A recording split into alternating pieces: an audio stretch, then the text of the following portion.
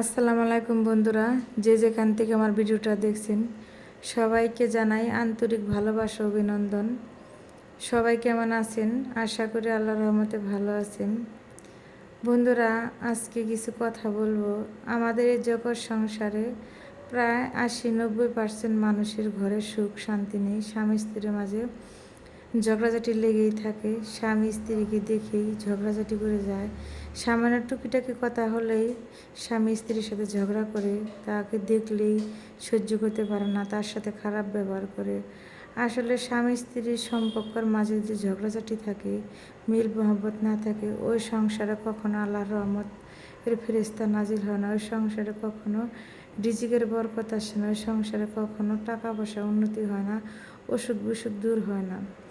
যে সংসারের মধ্যে স্বামী স্ত্রী মিল মহব্বত থাকে, ওই সংসারে রিজিকের অভাব হয় না, রিজিকের মধ্যে বরকত আসে। সংসারের একদম সুখ শান্তির অভাব থাকে না, সংসারে কখনো অসুখ বিসুখ থাকে না। স্বামী স্ত্রীতে এরকম সম্পর্ক থাকা উচিত, মধুর সম্পর্ক।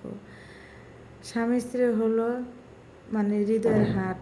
হাট না থাকলে যেমন মানুষ বাঁচে না, কিডনি না থাকলে যেমন মানুষ বাঁচে না, স্বামী স্ত্রীর ঠিক ওরকম সম্পর্ক থাকা উচিত যে একজন একজনকে ছাড়া বাঁচবে না। দুটা মন, একটা মন দুইটা দেহ কিন্তু একটা মন থাকতে হবে, দুইটা মানুষ কিন্তু একটা হৃদয় থাকতে হবে। এটা হলো স্বামী স্ত্রীর সম্পর্ক।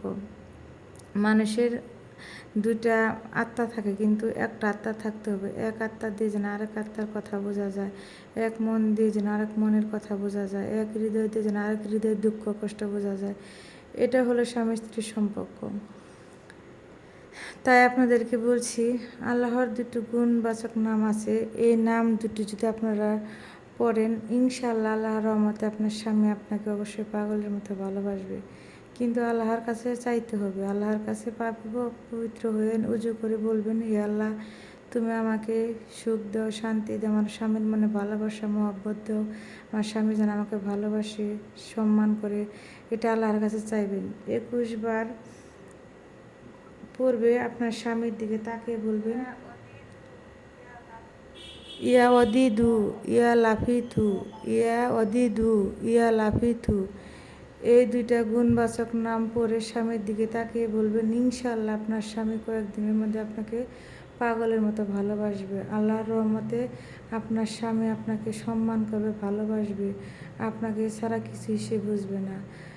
এই গুণবাচক নাম দুটি বিশ্বাস করে পড়বেন, দেখবেন আল্লাহ পাক অবশ্যই আপনার মনের আশা পূর্ণ করবে। আল্লাহ চাইলে কি না পারে, সব কিছু আল্লাহর হাতে ক্ষমতা। আল্লাহকে বিশ্বাস করে পড়ে দেখবেন ইনশাআল্লাহ আল্লাহর রহমতে আপনার মনের আশা পূর্ণ হবে। আজ এই পর্যন্ত। যদি ভিডিওটা ভালো লাগে লাইক কমেন্ট করে সাবস্ক্রাইব করে পাশে থাকবেন। আল্লাহ হাফেজ।